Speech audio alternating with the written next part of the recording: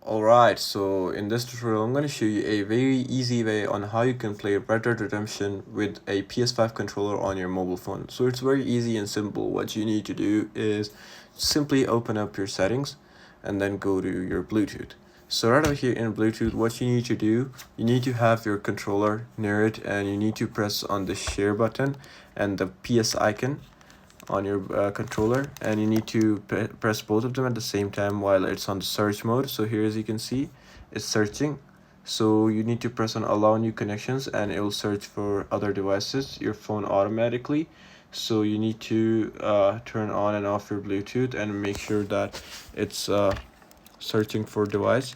So you just gotta keep on checking it like that, and once you do that, your controller should show off. It's gonna name like DualSense PS5 controller, and you need to connect it after that. So yeah, this is it for this tutorial. I hope it